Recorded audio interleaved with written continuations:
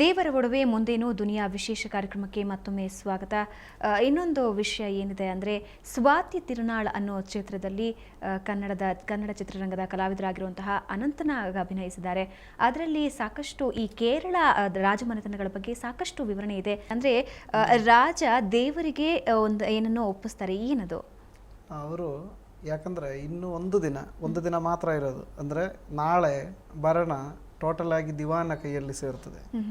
Okay, ಹಾಗೆ ದಿವಾನ ಕೈಯಲ್ಲಿ ಸೇರುವಾಗ total ಅದು ಬ್ರಿಟಿಷ್ನ ಅಂಡರಲ್ಲಿ ಬರ್ತದೆ. ಆ ಟೈಮಲ್ಲಿ ರಾಜರು ಜಸ್ಟೊಂದು ರಬ್ಬರ್ ಸ್ಟ್ಯಾಂಪ್ ಆಗಿ ಇರೋದಾಗೆ ಅಷ್ಟೇ. ಅವ್ರಿಗೇನು ಕೆಲಸ ಇಲ್ಲ, ಇವರು ಹೇಳೋದು ಅವರು ಮಾಡೋದು ಅಲ್ಲ. ಹಾಗೆ ಬಂದವಾಗ ನಮ್ಮ ಸ್ವಾತಿ ತಿರುನಾಳ್ ಅವರು ಜಸ್ಟ್ ಅವರಿಗೆ ಅದು ತಡೆಯೋಕ್ಕಾಗದಿಂದ ಮೇಲಾಗಿತ್ತು. ಯಾಕಂದರೆ ಜನಗಳದ ಅನುಕೂಲಗಳು ತುಂಬ ಕಟ್ ಮಾಡಿದ್ದಾರೆ.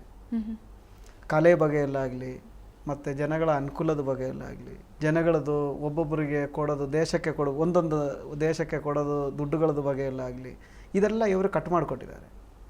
ಆಗ ಅವ್ರೇನು ಮಾಡಿದ್ದಾರೆ, ಇದು ಸಾಕಾಗಿತ್ತು ಅಂತ ಹೇಳಿ ಅವರೇನು ಮಾಡಿದ್ದಾರೆ, ಸೀದಾ ಆ ದಿನ ರಾತ್ರಿ ಅವರಿಗೆ ಮಲಗೋಕ್ಕಾಗಲ್ಲ. ಮಾರನೇ ದಿನ ಬೆಳಿಗ್ಗೆ ಅವರು ಸೀದಾ ದೇವಸ್ಥಾನಕ್ಕೆ ಹೋಗ್ತಾರೆ. ಸೀದಾ ದೇವ್ರ ಹತ್ರ ಹೋಗಿ ಅವ್ರದ್ದು ಕಿರೀಟ ಮತ್ತು ಅವ್ರದ್ದು ಉಡವಾಳು ಅಂದರೆ ಗೊತ್ತಲ್ಲ, ಉಡವಾಳು ಅಂದರೆ ಸೋಳು ತೆಗೆದು ಮತ್ತು ದೇವರಿಗೆ ಅರ್ಪಣೆ ಮಾಡ್ತಾರೆ.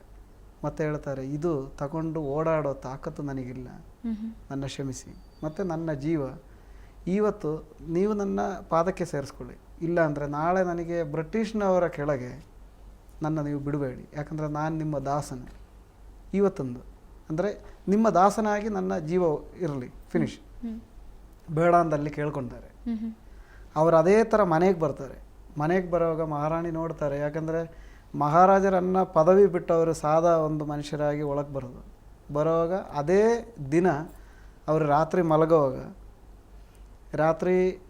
ಹೋಗಿ ಮಲಗುವಾಗ ಅವರು ತಾಯಿ ಬಂದು ಕೇಳ್ತಾರೆ. ಅವರಿಗೆ ಅವರ ಒಂದು ಚಿಕ್ಕ ವಯಸ್ಸಿಂದ ಕೇಳ್ತಾ ಇದ್ದದ್ದು ಒಂದು ಹಾಡು ಹೇಳ್ತಾರೆ, ಅವರ ಜೀವ ಹೋಗ್ತದೆ. ಯಾಕಂದರೆ ಮಾರನೇ ದಿನ ದೇವರು ಬಿಟ್ಕೊಡ್ಲಿಲ್ಲ ಅವರಿಗೆ, ಅವ್ರನ್ನ ಬ್ರಿಟಿಷ್ನವರ ಕೈಯಲ್ಲಿ ಬಿಟ್ಕೊಡ್ಲಿಲ್ಲ. ಅದು ಸತ್ಯ. ದೇವರ ಹತ್ರ ದೇವರ ಪಾದಕ್ಕೆ ಅವರು ಸೇರ್ಕೊಂಡಿದ್ದಾರೆ. ಅದು ಸ್ವಾತಿ ತಿರುನಾಳ್. ಅದ ನಂತರ ಲಕ್ಷ್ಮೀಬಾಯಿ ತಂಬುರಾಟಿ ಅವರು, ನಂತರ ಮತ್ತೆ ಶ್ರೀ ಚಿತ್ರ ತಿರುನಾಳ್ ಅವರು, ಅದ ನಂತರ ಮತ್ತೆ ಅಲ್ಲಿಂದ ರಾಜಭರಣ ನಿಂದು ಹೋಯಿತು. ಮತ್ತೆ ನಂತರ ಮಾರ್ತಾಂಡವರ್ಮ ಅವರು ಬಂದಿರೋದು. ಆದರೆ ಆ ಭರಣಕ್ಕೆ ಅವರು ಆ ಸ್ವಾತಿ ತಿರುನಾಳ್ ಅವರು ಕೇಳ್ಕೊಂಡಿರೋದು ಆ ದಿನ ನಡೆದುದು ಅನ್ನೋದು ಸತ್ಯ. ಅದೇ ಥರ ಅವರು ಕೇಳಿದ ಯಾಕೆ ನಡೆದದು, ಅದೇ ಥರ ಈಗ ನಮ್ಮ ಮಾರ್ತಾಂಡವರ್ಮ ಅವರು ಕೇಳಿದ ಸಹ ನಡೆದದು. ನನ್ನಲ್ಲಿ ಏನೇನೋ ಮಿಸ್ಟೇಕ್ ಇದ್ದರೆ ನೀವು ನೋಡ್ಕೊಳ್ಳಿ ಅಂತ ಅವ್ರು ಕೇಳಿದೆ. ಆ ಭಗವಂತನಿಗೆ ಮಾತ್ರ ಶಿಕ್ಷೆ ಕೊಡೋ ಅಧಿಕಾರ ಇರೋದು. ಯಾರು ತಪ್ಪು ಮಾಡಿದ್ದಾರೆ ಅವರಿಗೆ ಶಿಕ್ಷೆ ಸಿಗ್ತದೆ ಅಂತ ಹೇಳಿದ್ದು ಅವರು ಹೇಳಿದ ಪ್ರಕಾರ ಆಗಿತ್ತು. ಆಗ ನಾವು ನಮ್ಮ ಟೈಮಲ್ಲಿ ನಾವು ಅದನ್ನು ನೋಡಿದ್ದೀವಿ, ನಮ್ಮ ಕಣ್ಣಲ್ಲಿ ನೋಡಿದ್ದೀವಿ. ಓಕೆ, ಅವರ ಕಾಲದಲ್ಲಿ, ಅವರ ಅಜ್ಜರ ಕಾಲದಲ್ಲಿ ಅವರು ನೋಡಿದ್ದಾರೆ. ಅಂದರೆ ನಮಗೂ ಸಹ ಇದೆಲ್ಲ ನಮ್ಮ ಟೈಮಲ್ಲಿ ನಾವು ಇದನ್ನು ನೋಡಬೇಕು ಅನ್ನೋ ಭಾಗ್ಯ ಕೊಟ್ಟಿದ್ದಾರೆ, ದೇವರು ಕೊಟ್ಟಿದ್ದಾರೆ. ದೇವರ ಶಕ್ತಿ ಅನ್ನೋದನ್ನು ನಾವು ನಂಬಲೇಬೇಕಾಗ್ತದೆ. ಅಲ್ಲಿ ನಮ್ಮ ಕ್ಷೇತ್ರದಿಂದ ಕಾಲಲ್ಲಿ ಒಂದು ಮಣ್ಣು ತುಂಬಿದರೆ ಅದು ಸಹ ಅಲ್ಲೇ ಬಿಟ್ಟು ಬರಬೇಕು ಅಂತ ಹೇಳ್ತಾರೆ. ಯಾರು ತಗೊಂಡು ಹೋಗಲ್ಲ, ಇಲ್ಲಿ ತನಕ ಯಾರೂ ಮುಟ್ಟಿಲ್ಲ. ಮತ್ತು ಅದು ಸತ್ಯ ಅಲ್ಲ. ಮತ್ತು ಅದಕ್ಕೆ ಹೇಗೆ ಮಾಡಬೇಕು ಅನ್ನೋದನ್ನು ದೇವ ಪ್ರಶ್ನೆ ಮಾಡಿ ಅದಕ್ಕೆ ಪರಿಹಾರ ಆಗಬೇಕು. ಈಗ ನಾಳೆ ನಾಡ್ದು ನಾನು ತಿರುಗಿ ವಾಪಸ್ ಟ್ರಿವಾಂಡ್ರಮ್ಗೆ ಹೋಗ್ತಾ ಇದ್ದೀನಿ. ಈ ವಾರದಲ್ಲಿ ಪುನಃ ಕೇಸ್ ಫೈಲ್ ಮಾಡ್ತಾ ಇದ್ದೀನಿ. ದೇವ ಪ್ರಶ್ನೆದಲ್ಲಿ ಹೀಗಾಗಿತ್ತು, ಜನಗಳಿಗೆ ದೇಶಕ್ಕೆ ಆಪತ್ತಾಗಬಾರ್ದು ಅಂತ ಹೇಳಿ ಈಗ ಕೇಸ್ ಫೈಲ್ ಮಾಡ್ತಿದ್ರೆ. ಓಕೆ ಗುರುಜಿ, ದೈವ ಪ್ರಶ್ನೆಯನ್ನು ಹಾಕುವಂತಹ ಇವಾಗ ನಾವು ನೋಡ್ತಾ ಇದ್ದೀವಿ ಕಣ್ಮುಂದೆ ದೈವ ಪ್ರಶ್ನೆಯನ್ನು ಹಾಕ್ತಿರೋದು.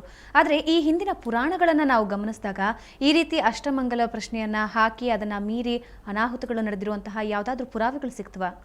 ಹೌದು, ಯಾಕೆಂತಂದರೆ ಈ ಪುರಾಣಗಳಲ್ಲೂ ಸಮೇತ ಇದರದ್ದು ಉಲ್ಲೇಖಗಳಿವೆ. ಅಷ್ಟಮಂಗಲ ಅಂತಂದರೆ ಋಷಿಗಳು ಹಾಕ್ತಾ ಇದ್ದಂಥದ್ದು. ಅಂದರೆ ಒಂದು ಋಷಿ ಸಮೂಹ ಇಂಥದ್ದನ್ನು ಮಾಡ್ಬೋದಾ ಬೇಡವಾ ಅಂತೇಳಿ ನೋಡ್ತಾ ಇತ್ತು. ಇದು ರಾಮಾಯಣದಲ್ಲೂ ಸಮೇತ ಕೆಲವೊಂದು ಸಂದರ್ಭದಲ್ಲಿ ರಾಮನಿಗೆ ಜಿಜ್ಞಾಸೆಗಳು ಬಂದಂಥ ಸಂದರ್ಭದಲ್ಲಿ ಅಂಗೀರಸರಾಗಲಿ, ವಸಿಷ್ಠರಾಗಲಿ, ವಿಶ್ವಾಮಿತ್ರರಾಗಲಿ ಎಲ್ಲರೂ ಇದ್ದು ಇಂತಹ ಪ್ರಶ್ನೆಗಳನ್ನು, ಲೆಕ್ಕಾಚಾರಗಳನ್ನು ಮಾಡಿ ಹಾಕಿದ್ದಂಥದ್ದಿದೆ. ದಶರಥನೂ ಸಹ ಇದನ್ನು ಮಾಡಿರ್ತಕ್ಕಂಥದ್ದಕ್ಕೆ ಉದಾಹರಣೆಗಳಿವೆ. ಬರಗಾಲವೇ ಬಂದಂಥ ಸಂದರ್ಭದಲ್ಲಿ, ತನಗೆ ಮಕ್ಕಳೇ ಇಲ್ದಿದ್ದಂಥ ಸಂದರ್ಭದಲ್ಲಿ ಋಷ್ಯಶೃಂಗನ ಕರೆಸ್ಕೊಳ್ಬೇಕು ಅನ್ನೋದಕ್ಕೂ ಸಮೇತ ಪ್ರಶ್ನೆಗಳನ್ನು ಬಳಸಿದ್ದಂಥದ್ದಿದೆ. ಅದು ಈಗ ಕಲಿಯುಗಕ್ಕೆ ಬರ್ತಾ ಬರ್ತಾ ಬರ್ತಾ ಬರ್ತಾ ಅಷ್ಟಮಂಗಲ ಪ್ರಶ್ನೆ ಅನ್ನುವಂಥದ್ದು ಒಂದು ಪ್ರಚಾರವನ್ನು ಪಡ್ಕೊಳ್ತು. ಅದು ಹೆಚ್ಚಿನ ಕಡೆ ಈ ಕಡೆ ಕರ್ನಾಟಕದಲ್ಲಿ ಇರತಕ್ಕಂಥ ಒಂದು ಶೈಲಿ ಸ್ವಲ್ಪ ಬದಲಾಗಿರ್ತಕ್ಕಂಥದ್ದಿದೆ. ಆ ಕೇರಳದ ಶೈಲಿಯೇ ಬೇರೆ ಇದೆ, ಉತ್ತರ ಭಾರತದ ಶೈಲಿಯೇ ಬೇರೆ ಇದೆ. ಒಂದು ವೇಳೆ ಅಷ್ಟಮಂಗಲದಿಂದ ಸಾಕಷ್ಟು ಉತ್ತರಗಳು ಸಿಕ್ಕತ್ವೆ ಈಗಲೂ ಕೂಡ ಸಿಗ್ತಾ ಇದೆ. ಒಂದು ವೇಳೆ ಇದನ್ನ ಮೀರಿದ್ದೇ ಆದಲ್ಲಿ ಆಪತ್ತಿನಾದ್ರೂ ಆಗುತ್ತಾ?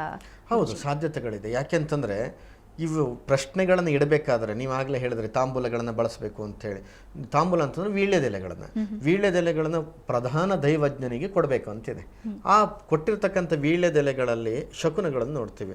ಆ ಹರಿದಿರ್ತಕ್ಕಂಥ ವೀಳ್ಯದೆಲೆಗಳು ಎಷ್ಟು, ಆ ತೊಟ್ಟು ಮುರಿದಿರ್ತಕ್ಕಂಥ ವೀಳ್ಯದೆಲೆಗಳು ಎಷ್ಟು, ಅಥವಾ ಹಾಳಾಗಿರ್ತಕ್ಕಂಥ ವೀಳ್ಯದೆಲೆಗಳು ಎಷ್ಟು, ವೀಳ್ಯದೆಲೆ ಕೊಡುವಾಗ ಆ ವ್ಯಕ್ತಿ ಬಂದಿರತಕ್ಕಂಥದ್ದು ಹೇಗೆ, ಯಾವ ರೀತಿ ನಡ್ಕೊಂಡು ಬಂದಿದ್ದಾನೆ ಅಥವಾ ಯಾವ ದಿಕ್ಕಿನಿಂದ ಬಂದಿದ್ದಾನೆ, ಸುಮಾರಷ್ಟು ಶಕುನಗಳನ್ನು ಲೆಕ್ಕಾಚಾರ ಮಾಡ್ತಾ ಮಾಡ್ತಾ ಮಾಡ್ತಾ ಹೋಗ್ತೀವಿ.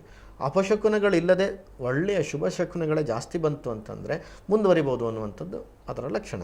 ಹಾಗೆ ಕವಡೆಗಳನ್ನು ಲೆಕ್ಕಾಚಾರ ಮಾಡಿದಾಗಲೂ ಹಾಗೆ ಆ ಭಾಗಗಳನ್ನು ಎಂಟೆಂಟು ಕವಡೆಗಳನ್ನು ತೆಗಿತಾ ಹೋಗಬೇಕು. ಆಮೇಲೆ ಬಂದಿರತಕ್ಕಂಥ ಶೇಷಗಳನ್ನು ಲೆಕ್ಕಾಚಾರ ಮಾಡಿ ಇಂತಿಂಥ ಗ್ರಹಗಳು ಈ ರೀತಿಯಾದಂಥ ಯೋಗಗಳನ್ನು ಕೊಡ್ತವೆ, ಅಥವಾ ಇಂಥ ಗ್ರಹಗಳು ಇಂಥ ವೈರಿ ಅಥವಾ ಪಾಪಗ್ರಹಗಳು ಒಟ್ಟಿಗೆ ಇದ್ದಂತಾಗ ಖಂಡಿತ ಕೆಡಕಾಗುತ್ತೆ ಅಂತದ್ದು ಬರುತ್ತೆ. ಆ ಕೆಡಕಾಗಿದ್ದಕ್ಕೆ ಏನು ಪರಿಹಾರ ಮತ್ತೆ ಪ್ರಶ್ನೆಯನ್ನು ನೋಡಬೇಕು. ಆ ಪರಿಹಾರಕ್ಕೆ ಹೇಗೆ ಮಾಡ್ಕೊಳ್ಬೇಕು, ಆ ಪರಿಹಾರ ಮಾಡಿಯೂ ಸಹ ಮತ್ತೆ ಪ್ರಶ್ನೆ ನೋಡಬೇಕು. ಹೇಗೆ ಅಂತಂದ್ರೆ ಈ ಪರಿಹಾರದಿಂದ ಸರಿಯಾಗಿದೆಯಾ, ಮಾಡಿರ್ತಕ್ಕಂಥ ಸರಿ ಇದ್ದು ನಾವು ಮುಂದುವರಿಬೋದಾ ಅಂತ.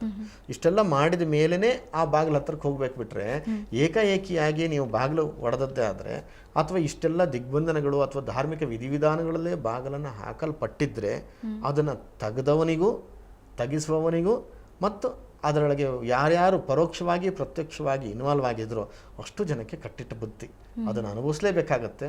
ಅದನ್ನು ಭವಿಷ್ಯ ನುಡಿತದೆ. ಎಷ್ಟೆಷ್ಟು ಪ್ರಖರವಾಗಿ ಅನುಭವಿಸ್ಬೇಕಾಗದಿತ್ತು, ಯಾವ್ಯಾವ ರೀತಿಯಿಂದ ಅನುಭವಿಸ್ಬೇಕಾದಿತ್ತು ಅನ್ನೋದನ್ನು ಸಹ ಈ ಪ್ರಶ್ನೆ ಉತ್ತರವನ್ನು ಕೊಡುತ್ತೆ. ಓಕೆ ಪ್ರಸಾದ್ ಅವರೇ, ನಿಜವಾಗಿಯೂ ಭಯ ಹುಟ್ಟಿಸುವಂತಹದ್ದು. ಅಂದರೆ ದೇವರ ಶಕ್ತಿಯನ್ನು ಎದುರು ಹಾಕೊಳ್ಳೋ ಧೈರ್ಯ ಮಾತ್ರ ಯಾರಿಗೂ ಇಲ್ಲ. ಆದರೆ ಕೋರ್ಟನ್ನು ಕೂಡ ನಾವು ನೋಡಬೇಕಾಗುತ್ತೆ. ಈ ನಿಟ್ಟಿನಲ್ಲಿ ನಿಮ್ಮ ಮುಂದಿನ ಪ್ರಯತ್ನಗಳು ಏನೇನಿದೆ? ಒಂದು ವೇಳೆ ಕೋರ್ಟಿಂದ ಸಕಾರಾತ್ಮಕವಾಗಿ ಉತ್ತರ ಬರಲಿಲ್ಲ ಅಂದರೆ ಮುಂದಿನ ಕ್ರಮ, ಮುಂದಿನ ನಡೆ ಹೇಗಿರುತ್ತೆ ನಿಮ್ಮದು? ಇಲ್ಲ, ಕೋರ್ಟಿಂದು ಹಾಗೆ ಒಂದು ಉತ್ತರ ಬರಲ್ಲ. ಯಾಕಂದರೆ ಕೋರ್ಟಲ್ಲಿ ಇರೋರು ಎಲ್ಲರೂ ದೇವ್ರನ್ನ ನಂಬಿಲ್ದಿರೋರು ನನ್ನ ಪ್ರಕಾರ ಯಾರು ಅಷ್ಟು ಜನ ಇಲ್ಲ ಅಂತ ಅನಿಸ್ತದೆ. ದೇವರ ಬಗೆಯಲ್ಲಿ ಎಲ್ಲರಿಗೂ ಒಂದು ನಂಬಿಕೆ ಇದೆ. ಅವರು ಅದ್ರ ಬಗೆಯಲ್ಲಿ ಯೋಚನೆ ಮಾಡ್ತಾರೆ. ಮತ್ತು ಈ ಸಾಕಷ್ಟು ಜನಗಳು ಇದೆಲ್ಲ ಈಗ ನಡೆಯೋದು ಏನು ನಡೀತಾ ಇದೆ ಅನ್ನೋದನ್ನ ಈಗ ಹಳೆ ಕಾಲದಾಗಿದ್ರೆ ಜನಗಳಿಗೆ ತುಂಬ ಲೇಟಾಗಿ ನ್ಯೂಸ್ ಸಿಗ್ತದೆ. ಈಗ ದಿನದ ಅಲ್ಲೇ ಗೊತ್ತಾಗ್ತಾ ಇದೆ, ನ್ಯೂಸ್ಗಳು ಗೊತ್ತಾಗ್ತಾ ಇರೋದ್ರಿಂದ ಯಾವುದೇ ಕಾರಣಕ್ಕೆ ಹಾಗೆ ಒಂದು ಇದು ಬರಲ್ಲ. ಅವರು ಒಳ್ಳೆ ರೀತಿಯಲ್ಲಿ ಈಗ ಸಹ ಪ್ಯಾಲೇಸಿಂದು ಕೇಳಿ ಮತ್ತು ಅವ್ರ ಹತ್ರ ಮಾತಾಡಿ ಮಹಾರಾಜರ ಹತ್ರ ಕೇಳಿ ಎಲ್ಲ ನೀವು ಮುಂದೆ ಹೋಗಬೇಕು ಅಂತ ಕೊಟ್ಟಿದ್ದಾರೆ. ಅದೆಲ್ಲ ಒಳ್ಳೆ ಸೂಚನೆ ಅಲ್ಲ. ಈಗಾಗಲೇ ಬಾಗಿಲನ್ನ ತೆಗೆದಿದ್ದು ಕೆಲವೊಂದು ಅಪಶಕುನಗಳಿಗೆ ಕಾರಣ ಆಗಿದೆ ಅಂತಾರೆ. ಅದರ ಶಾಂತಿಗೋಸ್ಕರ ಏನಾದರೂ ಪೂಜೆಗಳು ಮಾಡ್ತಾ ಇದ್ದಾರೆ? ಯಾವ ರೀತಿ ಪೂಜೆ? ಹೌದು, ಈಗ ಫಸ್ಟ್ ದೇವ ಪ್ರಶ್ನೆ ಮುಗಿದದ್ದು ಮಾತ್ರ. ಇನ್ನು ಮುಂದೆ ಏನಿದೆ ಅನ್ನೋದನ್ನ ಈಗ ಯೋಚನೆ ಮಾಡಿ ಅದರದ ಲೆಕ್ಕ ಪ್ರಕಾರ ಈಗ ಕಂಪ್ಲೀಟ್ ಅವರು ಕೊಟ್ಟಿದ್ದಾರೆ ಹೇಗೆ ಮಾಡಬೇಕು ಅನ್ನೋದನ್ನ. ಅದು ಕೊಟ್ಟು ಅದರದ್ದು ಪೂಜೆ ಸಪ್ರೇಟ್ ಆಗಿ ಮಾಡಿಸ್ತೀನಿ. ಯಾಕಂದ್ರೆ ಬೇರೆಯವರಿಗೆ ಏನು ಅನಾಹುತ ಆಗಬಾರ್ದು ಅಂತ. ಈಗ ಒಂದು 2-3 ದಿನದಲ್ಲಿ ಪುನಃ ನಾವು ಕೇಸು ಫೈಲ್ ಮಾಡ್ತಾ ಇದ್ದೀನಿ. ಯಾಕಂದರೆ ಎಲ್ಲ ಪ್ರಶ್ನೆಗಳು ಮುಗಿದ ಮೇಲೆ ಈಗ ಅದ್ರ ಬಗೆಯಲ್ಲಿ ಮತ್ತೆ ಯೋಚನೆ ಮಾಡಬೇಕು. ಸೊ ಓಕೆ, ಇವಾಗ ಜನರಿಗೆ ಒಂದೇ ಒಂದು ಕೊನೆಯದಾಗಿ ಪ್ರಶ್ನೆ ಉಳ್ಕೊಳ್ಳುತ್ತೆ. ಅಂದರೆ ಒಟ್ಟಾರೆ ಅನಂತನ ಸಂಪತ್ತು ಎಷ್ಟು ಅಂತ? ಒಟ್ಟಾರೆ ಅಂದರೆ ಲೆಕ್ಕ ಮಾಡೋಕ್ಕಾಗಲ್ಲ. ಅನಂತನ ಸಂಪತ್ತು ಅನ್ನೋದು ಈಗ ಯಾವುದೇ ವಸ್ತು ಅಲ್ಲ, ಅದರಲ್ಲಿರೋ ಒಂದು ವಸ್ತುಗೂ ಸಹ ನಾವು ಬೆಲೆ ಕಟ್ಟೋಕ್ಕಾಗಲ್ಲ. ಯಾಕಂದರೆ ಈಗ ಅದರಲ್ಲಿ ಈಗ ಹಳೆಯ ಕಾಲದಿಂದ ಬಂದಿರೋ ವಸ್ತುಗಳು ನಮಗೆ ಕ್ಯಾಲ್ಕುಲೇಟ್ ಮಾಡೋಕ್ಕೆ ಇಲ್ಲ. ಅದರಲ್ಲಿ ವಜ್ರಗಳಾಗಲಿ ಯಾವುದೇ ವಸ್ತುಗಳಿಗೆ ವ್ಯಾಲ್ಯೂ ಕೆಟ್ಟಕ್ಕಾಗಲ್ಲ.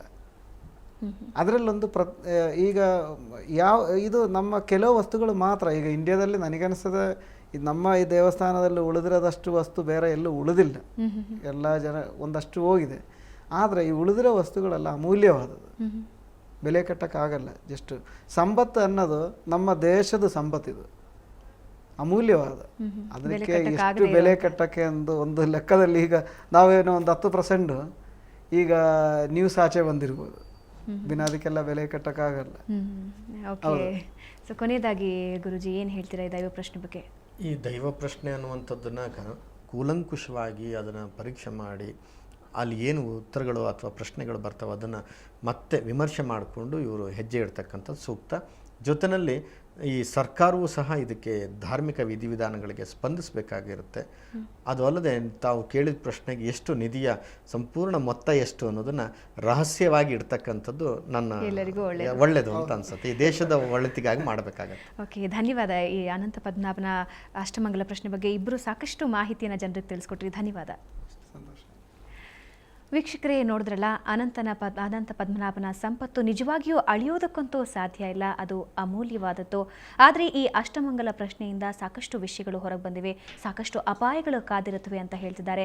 ಆದ್ದರಿಂದ ಕೂಲಂಕುಷವಾಗಿ ಪರಿಶೀಲಿಸಿ ಮುಂದಿನ ಹೆಜ್ಜೆ ಇಡಬೇಕು ಅನ್ನೋದೇ ಎಲ್ಲರ ಆಶಯ. ಇದು ಇವತ್ತಿನ ದುನಿಯಾ ವಿಶೇಷ. ಕ್ಷಣ ಕ್ಷಣದ ಸುದ್ದಿಗಾಗಿ ನೋಡ್ತಾ ಇರಿ ಸುವರ್ಣ ನ್ಯೂಸ್ 24/7.